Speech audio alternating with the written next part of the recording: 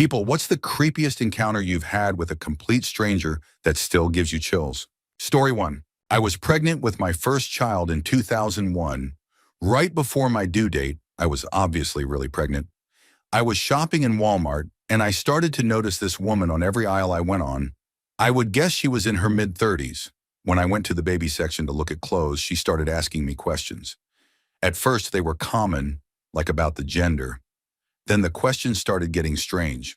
Was I married? Did we have a house or an apartment? She commented on my accent and was curious if we had anyone in the area. I am from Michigan and was stationed in Florida, visiting for the birth. Just kind of odd. I was young, 20, but I was married, and my husband and I were both active duty, living off base in a rental house. I just told her yes, we were excited, and to have a good rest of her day, she then started actually following me, telling me her husband was outside the store, and they could help me take my groceries to my house. That's when I got really nervous. I told her I was fine, thanks, that my husband was home and could help me. She then told me they had a big truck and that she would buy me a large baby item. I politely declined, and she was so insistent. Becoming aggressive, she then offered to buy my husband a grill since we didn't need any baby things. I was getting panicky at this point because I knew this lady was not right. I went to checkout, so did she. She got out before me, and I watched her race walk out of the store, and sure enough, she and her husband were pulled along the curb at the front near the pop machines. They were in a beat-up old yellow box truck. Her husband rolled down the window and said, "We'd be happy to help you with that." I again declined and went to my car. Loaded up and watched for a minute. They didn't move, just watched me. As soon as I pulled out, they did too. I left quickly, and they were only behind me for a minute or two. I still drove around crying for about 30 minutes, making sure they were gone before I had to pee and needed to go home. I'm now 44, and that is the first and one of just a few times that I have felt that level of fear in my life. Story 2. When I lived in a rental property on the west side of Albuquerque many years ago, I had a census taker knock on my door. Okay, fine, I guess someone needs to do it. He asked me how many people lived in the home, how long I had been there, etc. Then he asked for my social security number as well as my wife's. No, I don't give my SMRs to anyone except the IRS. He said, "It's the law, you have to provide me with it." I said, "No, I absolutely do not. Now please leave." I'll be back tomorrow. Sure enough, he showed up the next day, banging on my door and yelling from outside, "I know you're home. I know you're in there. I'll be back tomorrow." He came back a third day, knocking on the door, and I yelled through it, "I'm calling the police. You need to leave." Sure enough, the police showed up 15 minutes later. He was still standing there with his clipboard. The police took his ID, ran it, and came back 10 minutes later. "Sir, there is no record of you working for the local census. You will need to vacate the premises." Absolutely bizarre experience. Story 3. Pretty sure my dog saved me from a dangerous encounter. I was very pregnant and was leaving the grocery store with my cart. Lexi was waiting for me in the car. She loved the car rides when the weather was good. So I was loading up the groceries and realized that a man I had seen sitting in a car before I went into the store was still there and was watching me. He got out of his car and asked if I needed assistance, which I get. It was the polite thing to do, but something about it immediately put me on alert. I was completely unnerved by him and still can't state exactly what it was. I said, "No thanks, I've got it." But he continued to get out of his vehicle and walk toward my car. Lexi had been snuggled up on the front seat and must have sensed something from my voice. The man continued walking my direction, claiming he just wanted to help. I kept saying, "No, I don't need help. No worries." As the man approached the hatch of my vehicle where I was loading the groceries, Lexi sprang up from the front seat, leapt over the back seat, and jumped to the cargo area, growling and baring her teeth. It was dark and she was an all-black dog, so she seemingly appeared from nowhere. That was the only thing that made the man back up and leave. He started cursing at me, calling me names for not accepting his help, and for letting my dog threaten him. I will say, thank goodness it was dark, because Lexi was a cardigan Welsh Corgi that was all black and looked far less intimidating in the daylight. She looked like a black lab puppy, but had super short, stumpy little legs. She stayed right by my ankles the rest of the night once we were home and wouldn't let me out of her sight. Story 4. I used to work at Meyer in the deli. A customer came up and asked for my opinion. I recommended all the things I liked and was just super friendly, I guess. He ended up calling the store that night asking for me. The other girl I was working with didn't even offer the phone to me. Just told him I had left, thank God. He came back the next day and started asking me personal questions. I was very vague, and then started helping other customers. He left, came back the next day. I had to get management involved. He was standing behind a pole just watching me. I had to be walked to my car every night for about a month. I would call my boyfriend at the time, now my husband, every night on the way home. And I lived in an apartment building with another co-worker whose husband would literally walk me to my door. Ugh, I still feel like he's watching me sometimes. And this was about 4 years ago. Story 5. Doesn't really give me chills, but it was quite creepy. I was leaving a club with my friend and happened to walk out at the same time as two very, very drunk young women. They were so drunk, one of them kept saying, "Where's my phone? I've lost my phone," until she realized it was half wedged into her top. They started talking to us, and I decided to make sure they got home safe. They didn't want to pay for an Uber and wanted to walk home. Despite not being able to walk or operate their phones, I insisted they order it and did it for them. I also decided to wait to order mine because they were extremely vulnerable and unwise, probably recently 18. While this is happening, a very sketchy-looking dude with a weird look in his eye comes up to us. He asks if we want to go to an after party and mentions his Uber is on the way. I politely refused for all of us, and he kind of hung around, looking at the girls and then toward the club entrance. His Uber, a van-style people carrier with a sliding door, pulled up. He opened the door and said nothing to the driver. He suggested we come to the party again. He waited for an uncomfortable amount of time and realized we weren't going to come. He closed the Uber door without saying anything to the driver, and the Uber drove off. He then made his way back up to the club. He had been in the club that night and probably followed the women out. But unfortunately for him, fortunately for them, they got talking to me. Story 6. I was the designated driver for the night. I had dropped my friends off outside this venue so they didn't have to walk far since they were already a little drunk for some concert to club event, but then had to go find parking as the area was just packed. Took a couple laps, etc. Ended up parking around 5 blocks away. I came across this woman who was upset and seemed a bit confused, but she was very attractive and around mid-20s. Like myself, first thought was, "Oh, cool, she's talking to me." Realized within 15 seconds she was extremely intoxicated. She had just left some bar, was going to meet her friends after, her phone had died, etc. But she was rambling and I had to keep getting her back on topic. I ended up finally getting the number of a trusted male friend out of her. I explained that I couldn't just leave her like this. She was in a terrible state. Anyway, long story short, he said he could come but would be about an hour. While I was waiting, the same kind of thing happened. A couple of guys came over and said we should come party with them. Really close by, it'll be fun. I declined. I didn't know them, didn't even know this girl, and just wanted her to be picked up safely and taken home. They kept pushing and even suggested maybe just she should come. They were making me extremely uncomfortable, and I raised my voice enough for others to hear that I was annoyed and told them, "Neither of us are going with you." I couldn't have taken them physically, but this is a really busy bar street in my town, and there were people everywhere on a Saturday night. They eventually left. Her guy friend showed up, loaded her into the taxi, said thanks, and she presumably got home safe. I'm 95% sure someone had drugged her and was following her. Story 7.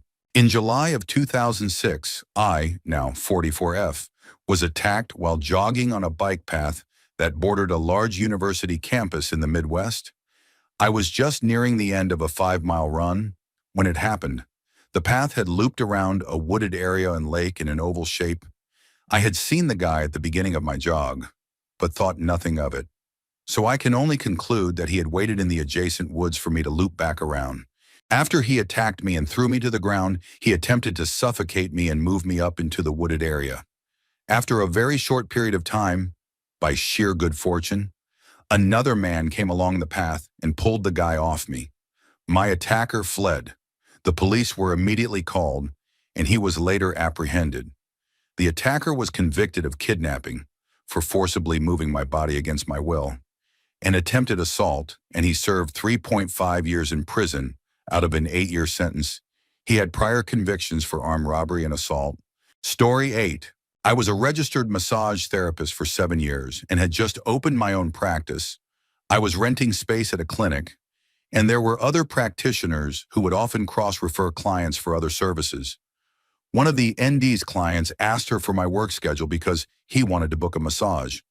This happened to be the same man who would stare at me from the waiting area in a way that made me have to close my office door.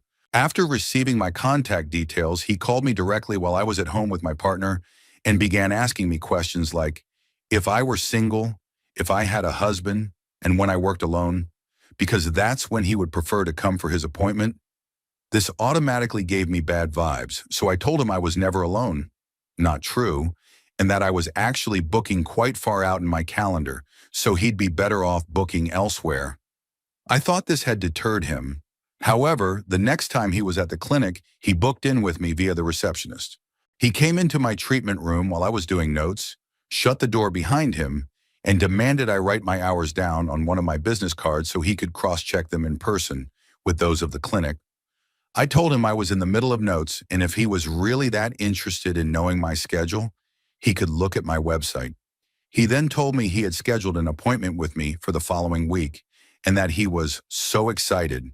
He was giddy when saying this, and I started to freeze. I got up from my desk to walk him toward the door, but instead he stepped closer and tried to kiss me. He told me I was so beautiful, and that he couldn't believe he had gotten an appointment with me. That's when I realized this man thought I was involved in something inappropriate, and that this clinic was something it wasn't. I panicked, but not before he began running his hands all over me and tried pinning me to the massage table. I managed to fight him off, and he exited the room nonchalantly, telling me to have a good day, and that again, he was so excited for our next appointment. From there, I called the police. I explained what happened. They instructed me to keep his scheduled appointment, and they showed up and arrested him right outside my office door. He was charged and found guilty of inappropriate physical contact. Before his arrest, he had been calling me multiple times each night and breathing heavily into the phone. I was able to get a restraining order. Just as quickly as he entered my life, he was gone. I did find out from the officer working my case that this man owned a nail salon, and police suspected there might be unethical practices happening there involving immigrant workers relying on him for permits. I'm not sure what came of that, but he and his wife still operate their nail salon in a local mall. Story 9. I was either late 12 or had just turned 13. Can't remember, but my birthday is in winter, and that's when this happened. And I was walking to school. The school was about a mile from my house, so it was a decent walk. It was snowy outside, and suddenly a van pulled up in front of me and parked off to the side of the road. I immediately stopped walking because I'm very cautious of strangers. A woman got out of the van and asked if I wanted a ride. Because it was so cold out, I immediately got suspicious because most people who offer a ride just do it from their window while driving by slowly. But this woman parked and got out of her van just to ask me this. It made me feel like she wanted to pull me toward the van. Like I said, I had stopped walking and didn't take another step closer to her or the van. The van had tinted windows, another red flag, I told her. No, I'm fine. Thanks for asking, though. This wasn't enough for her. She asked 2 or 3 more times. The persistence was super suspicious. Eventually, I said, look, this walking is really important to me. I get bullied at school for being overweight, and I'm trying to lose weight. That's why I don't take the bus anymore. So I walk to school. I really don't want to ride, okay? I said it really firmly. I didn't actually care about losing weight, but I was chubby, and that's all I could think of to say. She finally gave up and left. I still wonder what would have happened if I had been a more trusting kid and gotten that van. Story 10. When I was a teen, I worked at a doctor's office. We had a patient, Charlie, come in. He was a workman's comp case, so he hadn't been a patient before. He was handsome and about 6 feet 5 inches of pure muscle, but there was something just off about him. At first, I thought it was me, but when he left after his first appointment, all the office staff, all female, felt something wasn't right about Charlie. We were all so uncomfortable that we talked to the doctor, male, about it and asked if he could be the one to treat Charlie from start to finish. The doctor also got a bad vibe from him too, so he agreed and told the receptionist to schedule him only during busy times, so there were a lot of people around. Charlie came in for his treatments over the course of 3 months, and other than him just being kind of a strange guy, nothing really happened. He finished his treatments, his lawyer sent some requests for paperwork for WC when he was done, and we all thought that was that. About 2 years later, I was reading the paper, and Charlie was arrested for violently attacking a woman and nearly ending her life in the process. I know it was him because he had an extremely unusual last name, and the ages matched up. He was eventually convicted and went to jail, though I don't know for how long. That was my affirmation that, as a woman, I should always trust my gut. Story 11. I was traveling north for the first time via Greyhound bus. I was 23 and nervous as hell, and as I was walking to the bus stop with my massive backpack on, I saw out of the corner of my eye a group of people leaning on the bus station's exterior walls. One woman had gotten up and started walking toward me. I ignored it because, it's crowded, and I was tunnel visioning my way to my bus stop since I'd never traveled this way before. I was almost to my stop when suddenly I felt the sharpest, most mind-numbing pain in my arm. Turns out this woman came up and with all her might elbowed me directly in the center of my arm as I walked past her. It literally knocked me 3 feet to the right. Out of reflex, I yelped and whipped my head around to her. She was dead still, stopped where she elbowed me, and was looking directly at me. If the gaze this woman had on me wasn't the most intense thing I've ever seen, I don't know what is. She looked ready to explode with rage, and I have never seen someone look at me that way. It made my stomach drop, and I just turned back around and walked even faster to my stop. Somehow her eyes were both lifeless and full of utter hate for me. At the exact same time, I had a bruise that spanned the entirety of my upper bicep, and I couldn't use my arm for basically the entire trip. I never want to be looked at like that again. I knew if I said something or did anything, this woman would do something absolutely unpredictable. Well, more unpredictable than knocking over a 23-year-old lost-looking girl for no reason. Story 12. When I was in college in rural Kentucky, I ended up stranded one weekend in Lexington. My sister had dropped me off at the Greyhound station before heading to the airport. She'd been visiting me from out of state, and I was going to catch the bus back to my small college town. Only problem was that it was Sunday, and the regular bus didn't run that afternoon. This was before smartphones were common, so I couldn't look it up in advance. I walked across the street to the Walmart with my duffel bag and sat in the entryway area, calling different friends trying to find a ride home, all the while feeling near tears, stressed and tired and just wanting to get home. Then a man who was exiting the store stopped and stared at me for a few seconds. Mid-50s, gray hair, trucker cap. He said, "Do you need a ride?" I have never had this experience before or after, but I felt like I had a split-second psychic intuition, and I knew that if I went with that man, I would end up in danger. I just instantly felt it in my bones, like I could see the future. It was terrifying. I said no, and he tried several more times, but finally left. Thankfully, a friend of a friend finally gave me a ride, still during daylight hours, and I made it home safely. Story 13. When I was about 10, I was playing on the playground alone at my school after school hours, with nobody else there on a summer day. The playground was at the left side of the school, and there was a paved road all along from the front of the school to the back of the school on the right side. The back of the school is the way I would go home, through a dirt road surrounded by swamp. It was semi-secluded, but a short walk from home. I was on the playground and went around to the back right side to go my usual way home, and there was a big truck with tinted windows parked there. I tried to move around it, and it moved forward to block me, so I ran to the left side of the school, out of the truck's view, to go the longer way home through the front. The truck had followed me to the front of the school. I went back around, again to leave my usual way, and the truck was once again moving around to the back. I knew something was terribly off, so I went around near the front again. But when I was behind the building where the truck couldn't see me, I went through a hole in the fence and waded through fields for about an hour before I finally got home. Without being taken, I told my mom about this, and she said the person in the truck probably didn't have any bad intentions. But I just don't believe that for a second. The very long walk home was terrifying. I kept expecting to turn back and see someone following me. Story 14. When I was about 14, my longtime childhood friend and I, both having super strict parents, used to sneak out in the middle of the night during our summer break, just to hang out, walk around town, and generally sneak around feeling daring. One night I went and stood outside her house at the usual time, but she didn't show. I eventually gave up and went to walk back home. About halfway back, a car came down the street toward me. I was on the same side of the road, and some instinct told me to cross to the other side. Just as I decided to do so, the car started slowing down. So I crossed, and it sped up again. As it passed me, the driver turned his face toward me and gave me a penetrating stare that chilled me. As the street was otherwise completely silent and deserted, I could easily hear this car reach the end of the road, then turn and head back my way. Thinking fast, I waited until he'd almost reached me before running back across to the other side of the road. This time, the look he gave me was unmistakably angry. He sped up again, and as I was just passing a smaller side road, I ran down there as fast as I could. I knew there was an alleyway at the other end that I could get home through, and he couldn't drive down that way. Again, I heard the car reach the other end of the road and turn around again.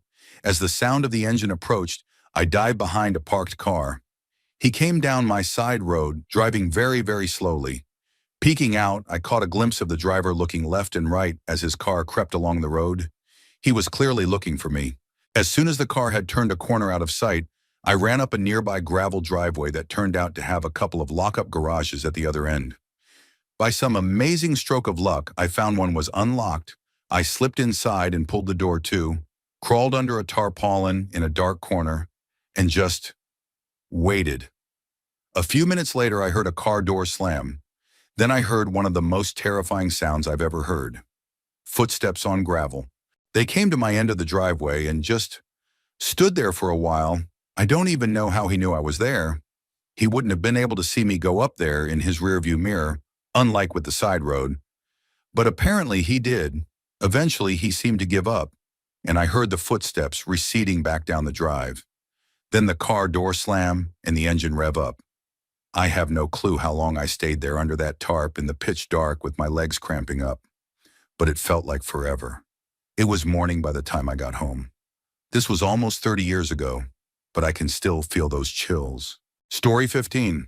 A lifetime ago, when we used to hitchhike to the beach, my girlfriend and I got into a limo that stopped to pick us up on Queens Boulevard. It was older and not really great looking, but we didn't think anything of it. We were excited to get a ride in a big comfy car. We were 15. We piled in the back and the dude says, "Hey, where are we going?"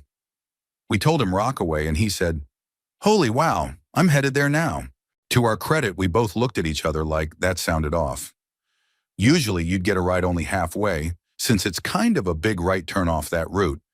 We started noticing that the guy was really unkempt. Then I noticed that the door handles in the back were missing. I was big for my age and had super long hair, almost to my waist. So I looked a lot older than I was. I basically told the guy that if he didn't let us out at the next light, I'd come through the partition and handle things. He tried a whole lot of, "Hey man, just be cool. Let's relax, let's smoke this joint," I told him. Next light, or I start tearing the car apart. He hit a button and the doors unlocked. I pushed Mary out and followed her. The dude had something planned, and it wasn't good. Story 16. I was walking back to work after a doctor's appointment. I was feeling fairly confident, wearing a short skirt and heels. So when a guy honked, I just laughed. He slowed down, but I didn't look at him, and he sped up again. The next bit I was walking through was one way, and I suddenly realized he had gone around the system super fast to honk at me again. I was a bit unnerved, but ignored it. I kept walking, and he kept going around the one-way roads to catch up to me. Finally, as I was crossing the road outside of my building, He pulled into a bus stop and got out of the car. I just ran. Luckily, my workplace was access controlled, so I scanned my ID, ducked in, went to the side to make sure the door closed behind me, and then ran all the way back to my desk. In comparison to some of these experiences, it was tame, but it was terrifying. I was so scared that my friend walked me home after work just in case. I never saw him or his car again. Story 17. It's 2007. I was 26 at the time, and my friend Josh, a former Marine, was a couple years younger than me.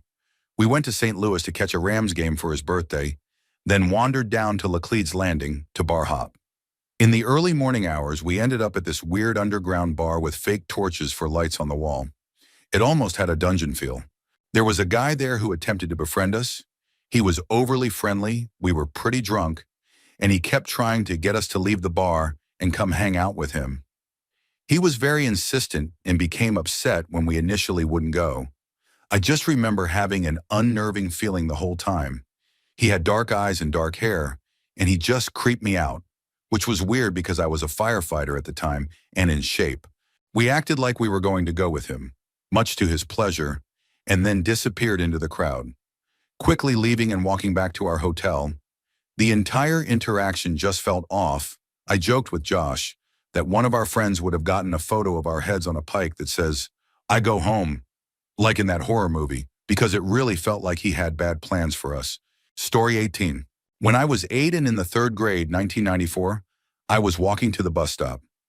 My apartment complex was technically zoned for another school, so it took a few minutes longer. A man who looked just like a certain comedian said, "I hate Mondays, don't you?" I remember he had a yellow Letterman jacket on. I don't know if it was an actual school one or more likely a name brand one. I said yes because he seemed friendly enough, and he just kept walking with me as I headed to the bus stop while saying a few other normal enough sentences. Suddenly, he acted in a highly inappropriate way and said things that no child should ever hear. I firmly said no, and he just replied, "Okay then, have a nice day," and walked away. I was still near my housing complex and didn't know how to react, so I continued to the bus stop like usual. I rode the bus, but as soon as I arrived at school, I went straight to the office in tears. I told the office what happened. My parents were called. The police were called. I showed my parents and the police where it happened in the complex. A couple of other times, my stepdad tried to walk with me to look for the man. I took an alternate route to the bus stop after that, crossing in front of the complex as opposed to through it, one time the only other time. A couple of months later, when I was playing with some friends on that side of the complex, I would never go alone there anymore. I actually saw him drive by. He smiled and waved at me in that same fake friendly manner he used when he first talked to me, as if he hadn't traumatized me. Unfortunately, he was leaving, and all I could tell was that he was obviously coming from the side of the complex where he had walked from the first time, but I didn't see what apartment or anything. I ran and got my stepdad and told him the color of the car, and he went and looked, but nothing. That was the last time I ever saw the guy. But that's definitely the creepiest stranger encounter ever. And I've had a few creepy encounters. I'm lucky he didn't abduct me, especially considering the time period. Story 19. I like to walk, share and run in the forest trails, and one day I decided to go alone. I always go with someone. As soon as I was about to enter the trail, a man who was just arriving in the parking area honked his horn and waved at me. At first I thought, oh, maybe it's someone I know, so I waved back. But then I started walking toward the car and realized I didn't know him, so I turned around and began walking into the forest. He drove off, and I thought that was the end of it. I assumed he was just a friendly stranger, so I kept walking, but within about 2 minutes, he was behind me, then started walking next to me and talking to me. He was thin, had long, unkempt hair, and overall, he just scared me. He had a big tote bag hung from one shoulder and his opposite arm inside the bag. He said, "Yeah, I just came to walk with my cat. She's inside my bag. She loves coming here." At this point, I had stopped walking, and we were just standing on the trail facing each other. The whole time he talked, he kept coming closer and closer to me. I didn't realize how far we'd gone until I noticed I wasn't on the cement trail anymore. I was standing on actual forest grass, really close to the trees. He kept asking if he could walk with me, or if I wanted to go with him. That combined with him continuing to close the distance and keeping one arm inside his bag like he was going to pull something out, really began to freak me out. I started getting really anxious and nervous. And I know he could tell. But that didn't stop him. Any normal person would have sensed the discomfort and left me alone. I told him I had to go and started stepping backward toward the entrance of the trail where I had just come from. I decided I wasn't going to keep going and was just going to return to my car. He kept walking toward me as I walked away, saying things like, "Oh, why? Do you have a husband?" Or, "What else do you have to do?" I'm not sure what his intentions were, but I'm convinced that if it hadn't been for the number of bicyclists passing by that day, something very bad could have happened. Story 20. When I was in third grade, I was on a local community service soccer team. Normally, parents would act as the coach and assistant coach, but the parent who normally filled the assistant coach position was sick that day, so the community center sent a random middle-aged woman to act as assistant coach for that game. It also happened to be my best friend at the time's, I'll call her Millie, birthday that day, and she was having a sleepover party after the game. The whole team was invited, so we were all being normal little girls, super excited and talking nonstop about the sleepover at Millie's. About halfway through the game, the assistant coach lady called me over by name, and my instincts instantly knew something was off. My stomach dropped. I went over to her reluctantly and stood a couple of feet away, but she wiggled her finger to motion me closer. She said, "Closer," again, until I leaned in enough. Then she said, "Hey, I just wanted you to know that I'm Millie's mom, so you'll be coming home with me today after the game. As soon as the game is over, come right with me to my car. Don't stop to talk to anyone." I got such bad vibes, so I clung close to Millie for the rest of the game. Then as it ended, I said, "Millie, I'll explain later, but after the game, let's run to your mom's car, okay?" And thankfully, she didn't question me, and we rocketed to her mom's car as soon as the final whistle rang out. I think up until that point, I had retained some hope because I didn't think adults would lie like that. But when we got in the car, a totally different woman turned around, and when I asked, "Wait, are you Millie's mom?" she looked super confused and said, "Oh, yes I am, why?" I explained what happened during the drive home to Millie, and she was super concerned and told me to tell my parents the next day. But when I told my parents, they thought I was making it up and didn't believe me. I was their firstborn, so I think they figured kids just lie about that stuff. I don't really know, to be honest. My grandmother believed me, though, and for that I am thankful, because I felt very scared and alone and confused. I didn't understand why that lady would have tried to take me like that. Story 21. I was 16 years old, roller skating with my friends at the local teen hangout spot, when a mildly attractive young woman approached me and asked for my number. Being a 16-year-old boy, I was like, "Sure, have my number. You're kind of cute." About 20 minutes later, she came back over to me and asked if I wanted to leave and hang out somewhere else. At this point, she told me her brother, some similarly aged guy she was with, would drive us around and then bring me home. I was super weirded out and had a gut feeling that wasn't really her brother, maybe her boyfriend or partner in something sketchy. I told them I already had a ride home from my friends and that I was all set. She got angry and insisted I come with them, that they get me home safe and I had nothing to worry about. My friends overheard this and came over to say, "He's all right. He's got a ride home." To this day, I still get super anxious thinking about how easily 16-year-old hormone-driven me could have just left with a random girl and never seen the light of day again. Story 22. I was walking our dogs mid-morning, around 9:30 to 10 a.m., when a random car pulled up beside me and asked if I was single. I had to pull a headphone out to hear them, and only even stop because any time that's happened before, someone just commented on how cute the dogs are. I told this guy no, I wasn't, and he said, "Oh, okay, well you have a really nice figure." I didn't even reply, just rolled my eyes, walked away, and put my headphone back in. He drove off. He proceeded to do laps around the park following us. I tried hiding behind some bushes until he left. I thought he'd finally gone and started walking home when he pulled up behind me again and rolled down his window. I don't even know what he was saying because I just talked over him, repeating, "No, no, no, just leave me alone. Go away, I don't want to talk to you." He drove off again. I got his license plate and decided to call the police. He continued to drive past me at least 4 more times while I was on the phone with the police, and they had to escort me home. I completely avoided that route from then on, but he lived nearby, unfortunately, so I did see him drive by 3 more times in the weeks or months that followed. It made me feel so unsafe in our own neighborhood. Luckily, we moved out of state eventually. My husband has since informed me that he found where the guy lived and worked and would run by the house to keep an eye on him, but he never actually spoke to him. Men, leave us alone. Story 23. I was walking back home along the beachfront after being out with the girls. Around 11 p.m., I think I was about 17 at the time.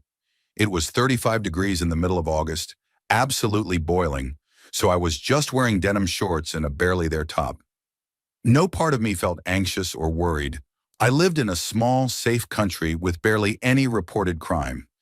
This was around 2008 to 2009, so social media wasn't prolific either. I turned into one of the narrow roads away from the beachfront, and it was pitch black except for some faraway lights from street lamps. I could see the silhouette of a man in the distance getting out of a car and approaching me. I did feel a little nervous, but about 5 seconds later, I could clearly see that it was a police car with blue lights, so I instantly felt relieved. He approached me and asked if I saw 2 men running down the street. I told him no, I hadn't seen anything. He looked around, visibly concerned, and told me the 2 men were accused of a serious crime and that he couldn't possibly allow me to walk home by myself. He then gestured for me to get in his car so he could take me home. At this point, I was just thanking my guardian angel for sending this hero my way to protect me. It was definitely a police car. He had the badge. He wore the uniform. I felt super safe. He asked my name, made some small talk, and pretty soon I had revealed that my dad was away, I didn't have a brother, and I didn't have a boyfriend. People don't ask these questions in an obviously creepy way.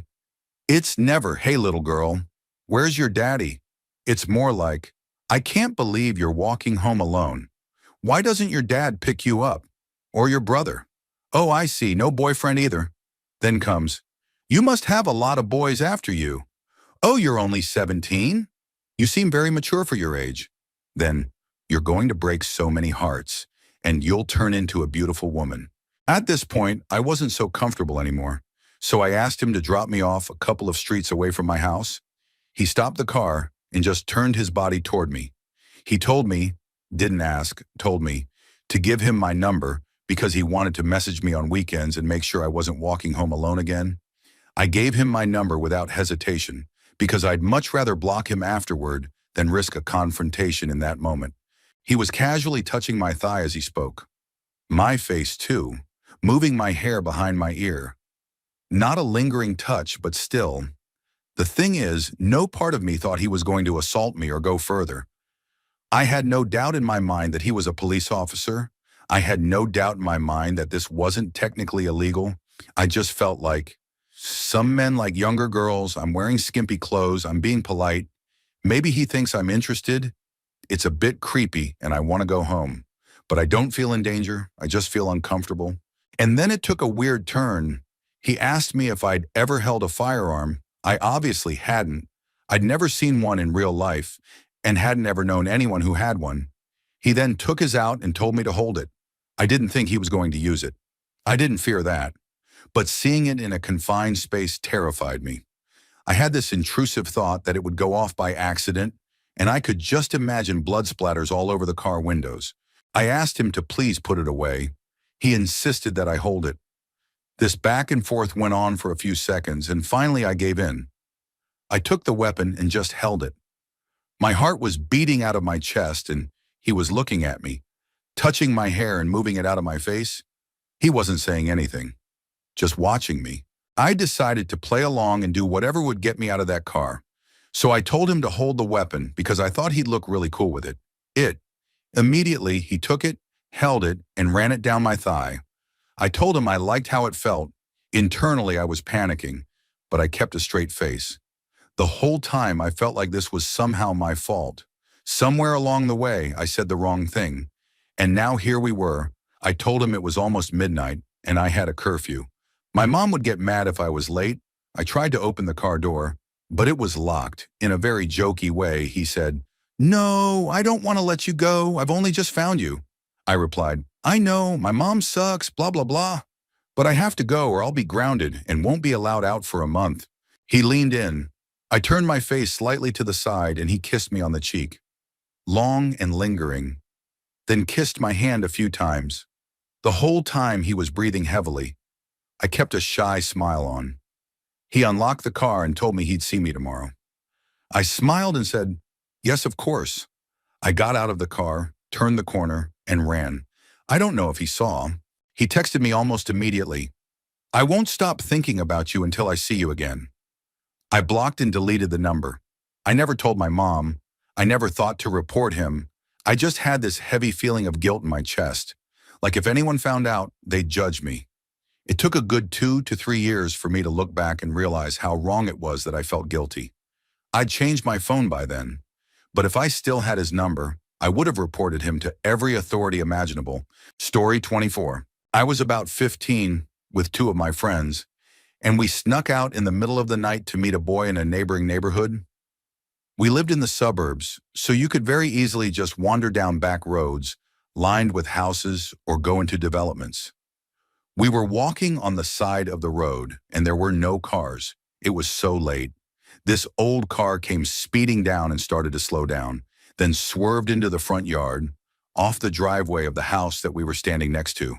He got out of the car, clearly under the influence, and started charging at us. My 2 friends ran, and I was frozen. My other friend came back and grabbed me, and literally pulled me away, and we sprinted to a different neighborhood. Then we hid in the bushes next to the front door of a house, and I kept begging my friends to let me ring the doorbell for help. That car kept slowly creeping back and forth down the road in front of the house we were at, clearly trying to look for us. Story 25.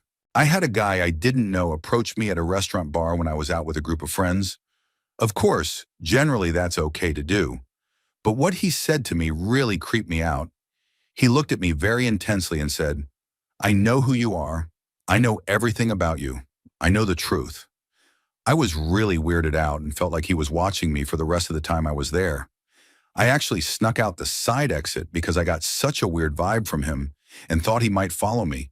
Another time I was driving home from visiting my hometown, about an hour away, and apparently I did something to upset a driver on the road. They proceeded to tailgate me, switch lanes when I switched, speed up and slow down, and change lanes to be in sync next to me. It was nighttime, which kind of made it worse. They did this road terrorizing for miles. Finally, I called the highway patrol because I was so scared they might try to hit me, run me off the road, or follow me home. Of course, a mile or 2 after I called HP, the car exited. I felt so relieved. Story 26. It was a sunny Sunday. We slept until around 8 a.m., opened the front door and let the dogs out to sniff around the garden and pee. I made coffee in the kitchen, still in my pajamas, and chatted with my husband. Right when I was pouring the hot water into the French press, we heard our eldest dog barking like crazy. Then we heard the garden gate. It's made of metal, so quite loud if closed with force.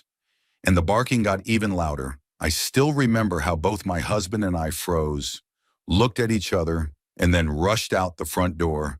I was first and ran into a guy who was about to walk further into the garden and stopped when he saw me. I connected the dots and realized he had planned to go after our dog, who was nowhere to be seen and had obviously fled further into the garden. The guy was dressed in a sweat-soaked tank top, tattoos all over. He had a sledgehammer in one hand, a knife in the other. As soon as my eyes fell on the knife, my brain went blank, and all I could think of was to get this man off our property. So I did the only thing I could think of. I started talking. Somehow, I managed to talk him out of our garden. I can't even remember exactly what I said, but it worked. He told me he had personal issues and that his life was in shambles. Some sad story about his aunt. As soon as he was out of the garden gate and went on his way, my husband called the cops. The man tried to flee, but one of their dogs caught him. We later learned he was under the influence of drugs. Later, we discovered he had already hit our dog at least once with the sledgehammer. That's why our sweet, protective pup had fled. The vet said if he had hit one of our smaller dogs, they wouldn't have survived. But our eldest weighed about 80 pounds and was lucky to be hit only in the fleshy area between the rib cage and hip. My husband told me later he was terrified I might get seriously hurt, or worse, he didn't see any way to intervene without making the guy snap. Throughout that day, I felt disconnected, like I was telling someone else's story. But the next day, it all hit me, and I couldn't stop crying. It took me years to feel safe again at home. And even now, I get a strange feeling whenever I open the front door for the dogs. Story 27. I used to always shop at this one Target years ago, and I started to notice a man who seemed to always be in the store in the same aisles as me every single time. Then I started to see him at other places. I would go. The last trip to Target, I was in the CD section, and he came up next to me talking about CDs, and something in my gut told me to get as far away from him as possible. I left my cart and quickly exited the store. As I fumbled for my keys, yes, I should have had them out beforehand, someone grabbed me from behind and started to drag me across the parking lot. There were two guys at the very front by the store who saw what was happening and started yelling, screaming, and running toward us. The man dropped me and got into his car and sped off.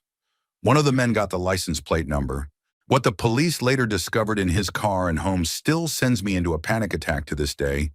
He had essentially a kid in his car with rope, duct tape, etc. In his home, he had hundreds of pictures of me hung up on his walls, with a cage set up in his basement they suspect was meant for me. The most disturbing part is that he had a picture of me and my mom from one of those Sears portrait studios from when I was around 5 years old, with a note to him on the back from me.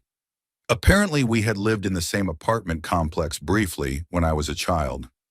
I was likely a childhood friend, though I don't remember him at all since we moved around a lot. Story 28. I've had several experiences like this for some odd reason. The one that scared me the most was when I was 19. I was still living at home. I went out with my boyfriend and came back home around 3 a.m. We had a wooden fence, so I would have to get out of my car to open the gate and pull into the driveway. For some reason that particular night, something told me to wait. So I just sat in the car with it running for a few minutes in front of the gate. There was a car parked across the street. No lights on, seemed to be off. After a few minutes, I noticed movement in the car. There was a man staring directly across the street at me. I panicked. This was before cell phones always, so I couldn't call anyone.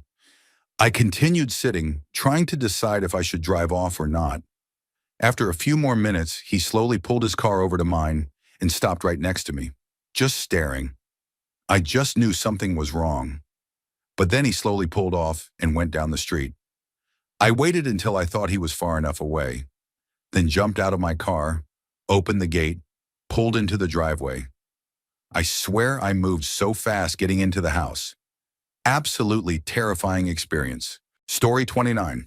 I was working at a hotel when a couple came to check in one evening. They were clearly very out of it, super high on something. I got a lot of blank stares and incoherent statements while trying to check them in. It was a little strange for the area, but they had reservations and seemed pretty sedated. I figured if they didn't cause any trouble, I wouldn't make a fuss. And I got them to their room.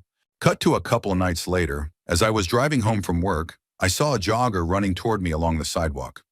He bolted into the road frantically waving his arms, so I stopped and rolled down my window to see what was going on.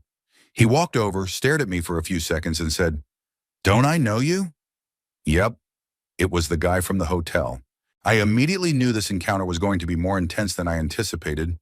His clothes were ripped, he was a bit bloodied, looked like he had road rash. He proceeded to tell me a gang was chasing him and he was trying to get away. We were in a quiet college neighborhood. He asked me to pop my trunk open so he could get in and escape. I wasn't comfortable with that, so I told him I'd call the police to help. He responded by reaching into my car and grabbing at stuff. At me, so I panicked and floored it. He latched on to anything he could grab as I sped up, so I swerved and maneuvered until he eventually let go. I saw him roll along the asphalt in my rear view, then spring to his feet and disappear into the night. I got home and called the police, who had already received a few calls about him. I spent the rest of the night disinfecting my car and taking a million showers to clean off all the blood he smeared on me and the interior. Story 30. I female went to a concert last year alone. No biggie, I've done this before. A guy approached me and started making small talk. No big deal. He slowly began getting more comfortable, sat next to me, and after a while asked for a hug. I stupidly agreed. I got up to get in line to enter the venue, and he followed me. I tried to chat with other people and ignore him, then said I needed the restroom, and he tried to accompany me. Luckily, there were lots of people around. After I was done, I hurried back to the line. He got annoyed I didn't wait for him outside the bathroom. He then said he was going to get something to eat, and I felt so relieved since he was giving me the creeps. Alarm bells were ringing. I moved to a different line and didn't see him, so I felt better. Then once inside the venue, he approached me again, and I was at the point where I was absolutely terrified. After the concert, he wanted to say goodbye. I just hurriedly left the venue and bolted for my car. I have never ever met someone that made me feel so scared. It's like when people say, "You've met a psychopath." Yep, this still creeps me out to this day. I was so thankful I was around thousands of people and was never alone with him. Story 31. Years back, a friend and I went into a pub we used to frequent. It was a bit of a locals pub, mostly older men and a few younger guys like us who enjoyed good ale and food. There was a stranger at the bar, which was unusual for that place. It was a small town. Maybe you didn't know everyone, but you'd usually at least seen them before. Once we got to the bar, it was clear he was making the young barmaid uncomfortable. She was a pretty and timid Polish girl, and he was being inappropriate.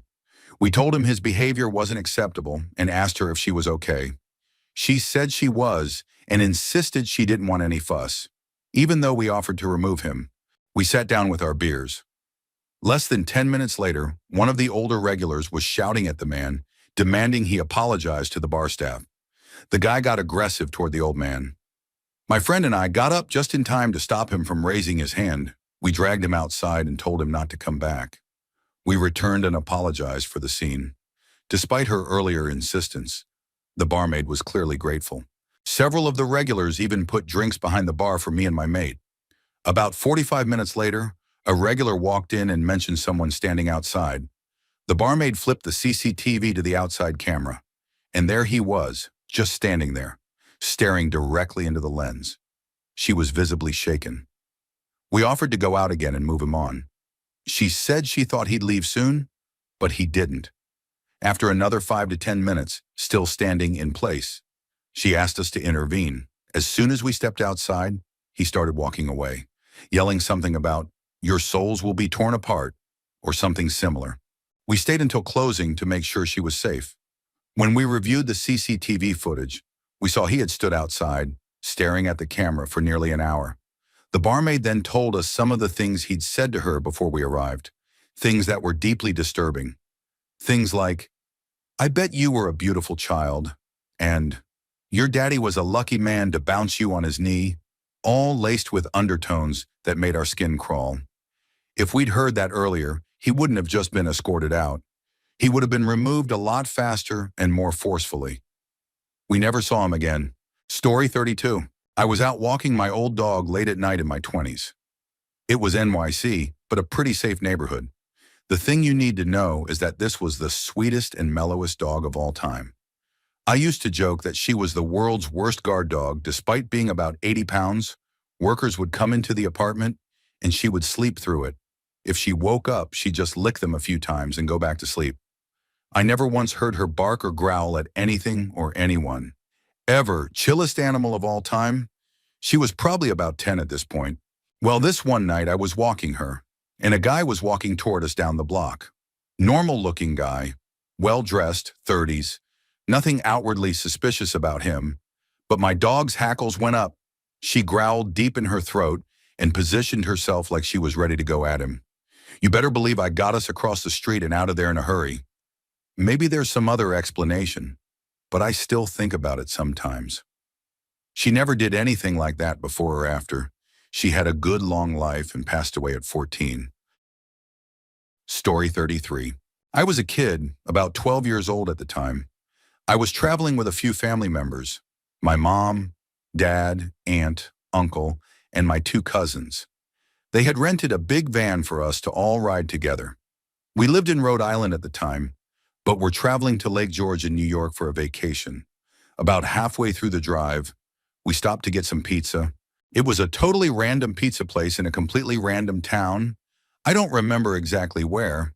I had started to feel queasy from car sickness, and the adults decided we should stop to eat since it was about the halfway point anyway. For extra context, I had never been to Lake George or this particular pizza place before in my life. We got in there and started eating. There was an arcade on the complete opposite side of the restaurant from where we were seated. I decided to head over there with my cousin, who was the same age as me. He wasn't done eating yet, so I said I'd meet him there. I got up and crossed the extremely busy restaurant. It was noisy, and even if I had been talking to someone, no one nearby would have been able to hear anything clearly. As I was entering the arcade area, this little girl, probably 7 or 8 years old, walked straight up to me from the crowd. She looked just like the little girl from the Poltergeist movie. Long, pale blonde hair, blue eyes. She was wearing a light-colored sundress. She stopped right in front of me, looked me dead in the eye, and clearly said, "Hi, my real first name." I stared at her, dumbfounded. I had no idea who she was. She took off right after she said it. I tried to find her afterward to point her out to my family members. None of them believed me except my cousin, but we couldn't find her. It still bugs me how this kid in a completely random town, in a completely random place, somehow knew my name. Story 34. I went on a girls' trip to Orlando, Florida back in 2017. We had taken an Uber from our hotel so we could have a few drinks. We wanted to check out this cool steakhouse that was lit up in neon pink lights. We got in the Uber, and our driver was the nicest man. We had a good conversation on the way to the restaurant. When he dropped us off, he asked if we needed him to hang out for a minute in case we changed our minds. We told him we should be fine, and he could leave. I was confused when he asked if we had any cash. We got inside, and it was a strip club. LOL. The guy at the counter wouldn't let us in because we weren't accompanied by a male. No problem. We didn't want to stay anyway. We waited outside to get another Uber. I can't remember exactly what we were wearing that night, but I know it was during the crop top, Charlotte Russe fashion era, IYKYK. A man approached us asking if we needed a ride, claiming he was a taxi driver. I didn't buy it. He was driving an older Toyota Corolla. He kept asking where we were going and became persistent, insisting he give us a ride. We had all declined at least twice, but he just wouldn't leave us alone. Two men were walking up to the main entrance and saw what was going on. They stayed with us until our next Uber came. I often wonder what that guy's real intentions were. Trafficking is all I can think of. I'm just thankful those two men stayed with us. I never got their names. But if you were at Rachel's Steakhouse in May of 2017, thank you. Story 35. I was shopping with my newborn and noticed a man who happened to be everywhere I was. At checkout, he was in line in front of me, with nothing to buy. When it was his turn, he simply walked out the door. Before leaving the store, I had everything in one hand, so I had a free hand. Luckily, my truck sat really high, and I could see under it as I was walking toward it. I slid my things and baby into the passenger side and locked the door. As I was walking to my side, the man came from around the next car to approach me. I threatened to tase him, and he backed up just enough for me to jump in. Yes, I reported this. At the same store a week later, he followed another woman around the store, to her car, and then to her home. He began stalking her. That store was his hunting ground. He was later arrested, and I found out he had previously been charged with sexual assault. He's out again, by the way. Story 36. When I was about 8 months pregnant, my best friend at the time was performing poetry. I would go support her. This one particular night, she signed up at a venue on the east side, which is a really rough area in my town. I talked with my husband, and we agreed I could go since it was in a populated area.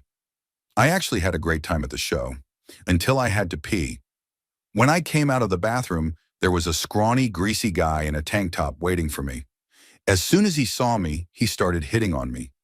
I was clearly pregnant and wearing a wedding ring. But that didn't stop him. I hurried back to my friends and told them I was extremely uncomfortable and wanted to go home. They had been taking shots and told me, okay, they'd call me tomorrow. I asked if one of them could walk me out, and they pouted and said they just ordered another round and I could make it on my own. Pissed, I turned around, hurried to the door, and paused. I didn't see him. I took off to the car, and within 20 seconds, the guy was on my heels.